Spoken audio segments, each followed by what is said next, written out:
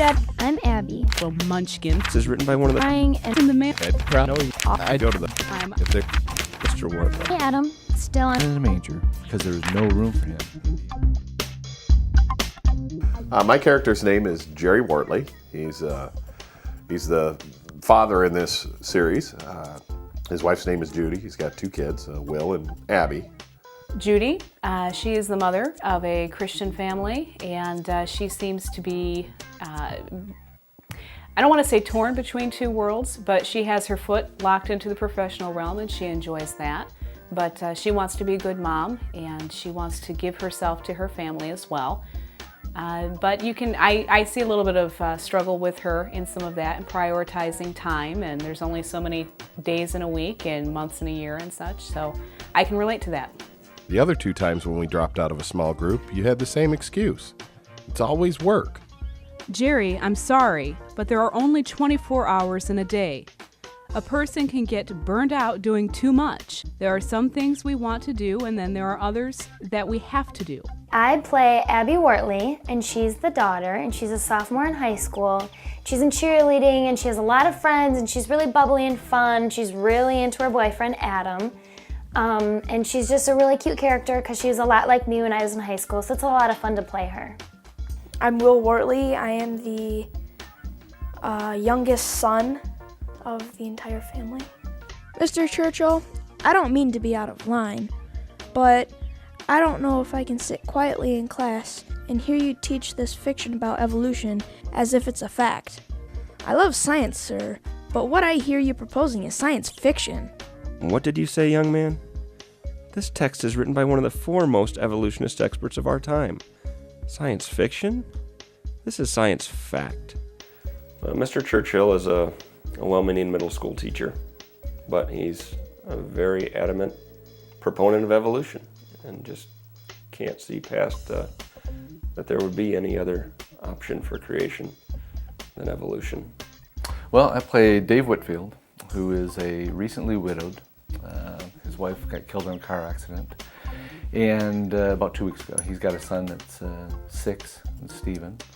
And we don't really know a lot about his church background. He says he'd gone to church 20 years ago, and I think this tragedy has maybe opened the door for him to start looking again and being open to church, and he started attending church. So he's kind of an everyday kind of guy, I think.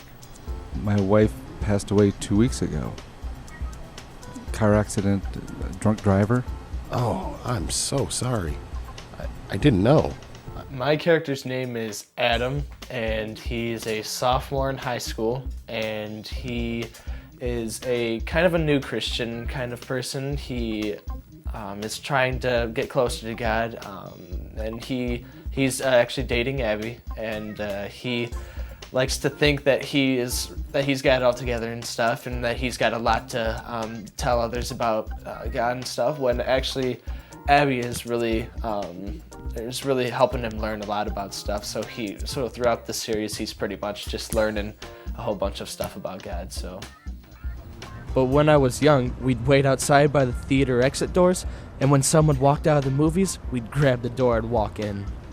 Are you saying you want to sneak into the movies? Well, it really wouldn't be sneaking, since I actually bought tickets online for us to go last week, but they never came. I play Kelly, and she is just your typical high school sophomore, transfer to a new school, and well, actually she kind of seems like a bully, just different for me. You and Abby have been going steady for some time now, and I know she plans to be a virgin until she gets married. Must be tough.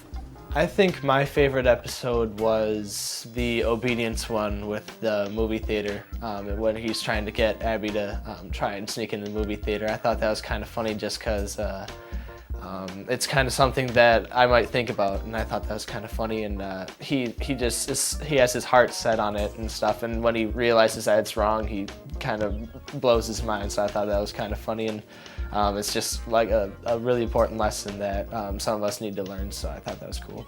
I just wanted to tell you how sorry I am. I should never have suggested that we sneak into the movie theater. I don't know what got into me. I guess I just wanted to make you happy, but I know that's no excuse for what I did.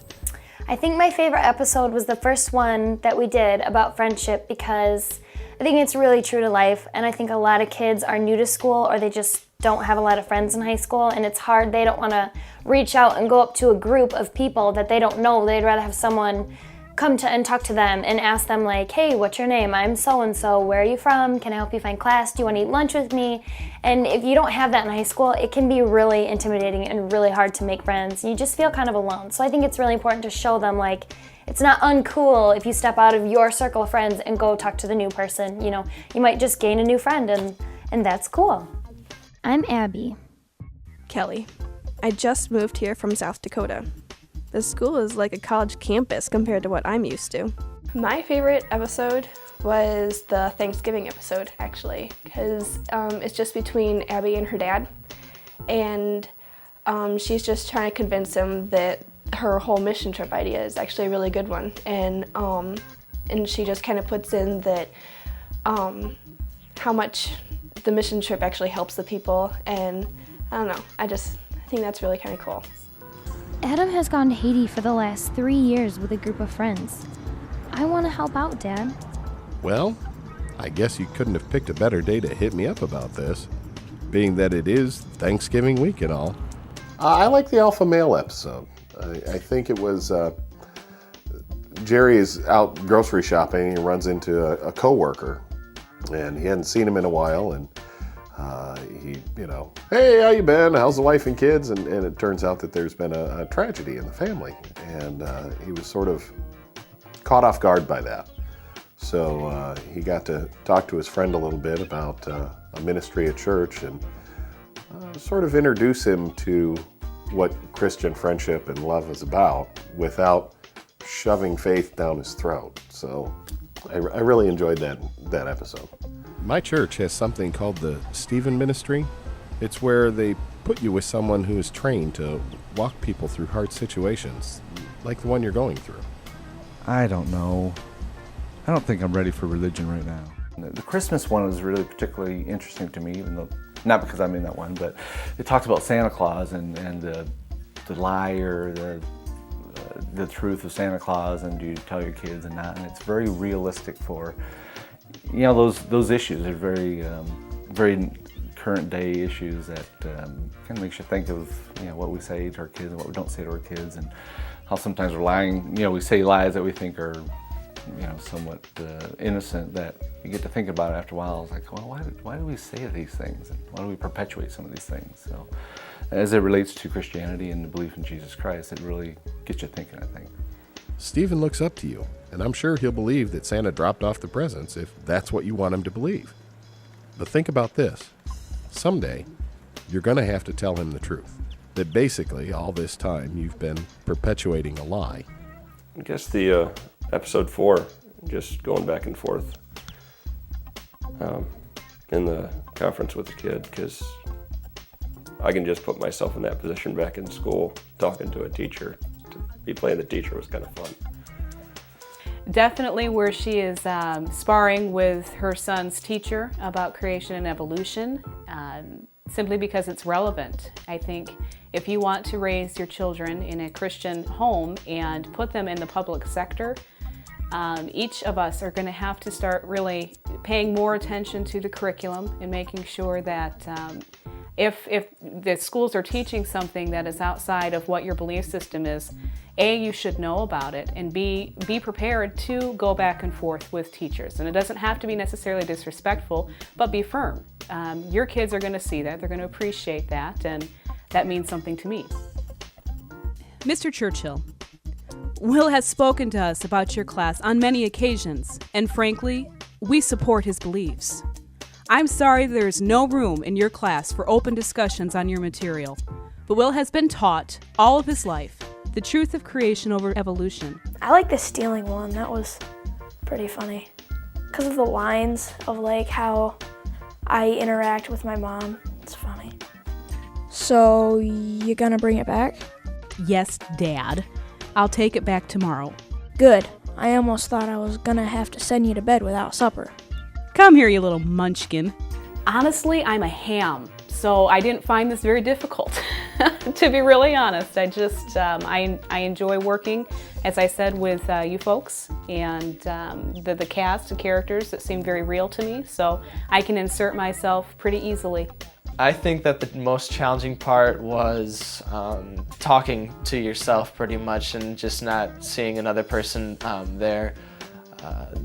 You know, I'm kind of used to just acting out in person and stuff, and just have just my voice and stuff, and not be able to see my emotions and things. That was kind of tough, but I thought that it was pretty good in general. I was just talking to a microphone, and I didn't have anybody else to talk to, and also, I don't know, it's just having my little brother next to me the whole time, and he plays Adam, so I don't know, it's just thinking of him the whole time instead of the character Adam, so it's kind of weird. Well, sometimes when you're going through some actions when you're acting, you have another player or actor to play off of. So sometimes you're creating the whole thing in your own mind as you're speaking. So it's a little bit different that way. For me, the most challenging thing is talking too fast. I talk very fast. And so it's hard for me to slow down and do the inflections in my voice when the character does, because it's hard and you're just, just talking, and it's hard to remember, talk like you're talking to a friend and be natural. I think the challenging aspect of it is trying to get the inflection of the characters without really seeing the action take place on screen. We get good stage directions, we get to get a feel for what the scene's going to be like, and we can read the dialogue, but it's always challenging to make sure you have the right tone and inflection in your voice to match what's happening in the actual animation. I really like it. I think it's a really cool experience just to do a voiceover for once, because like I said, I don't do voicing over acting a lot, so I think it's a really cool change, and when I heard about it, the opportunity to do it, I thought that was really cool. I think it's kind of cool. It's kind of comparable to the whole VeggieTales idea, actually, but more geared to the older crowd, like teenage years and whatever. Well, I think every avenue that we can use to reach other people and get people thinking about Jesus Christ, and I think this is a very good avenue to get people to think about today's issues. It's a very interesting concept. I've read the stuff that you've put up on the website and that you sent us, and it's a really neat concept to reach out and just present a viewpoint that a lot of people might not see in a format that they're not looking for it in.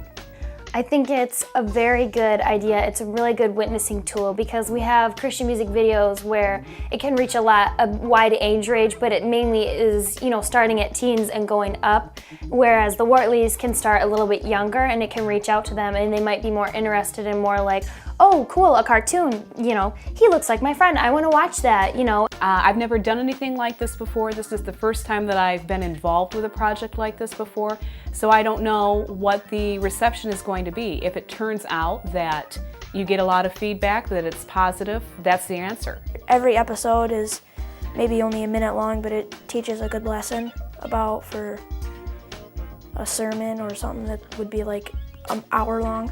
I think it's a great idea. I think it's a real family that is living out their Christian faith. I think it puts people in real situations and allows us to demonstrate what real Christianity is about, instead of all the stereotypical, Bible thumping, in your face Christian stereotypes that we see so much and hear about so much. Our relationship with God really is the most important thing that we need to think about, and going through a couple of those, I've struggled with a couple of those things before, so I really think that we need to really take these to heart. Pick one or two things that you can get out of this series and reach out to other people and show some other people the series. It's the way that it's set up, the way that it's so accessible. You can watch it and you can be learning about Jesus Christ while you're sitting in your slippers at home in your PJs, and send it to other people. And that's the way that the word of Christ has gotten around the world. If you don't know Christ Jesus, and this specifically speaks to you with some of the things that you're dealing with in your life, Christ is real, and He makes a difference in your life. And I hope that through this that you can see that. Watch the Wartleys. It's good stuff. Tune in. Go to ktfproductions.com. Check out Christian music videos. Watch us. See what we do. Get a feel for it. It's a great ministry. It's a great program. We need your support. Tell your friends. Tell your neighbors. Pass out the cards. Give them the website. Email it to people. Tune in. Hi, Dad. I'm Abby. Little munchkin. This is written by one of the... Crying In the man. Ed Prado. I go to the... I'm Mr. Wartleys. Hey, Adam. Still on. In the manger, because there is no room for him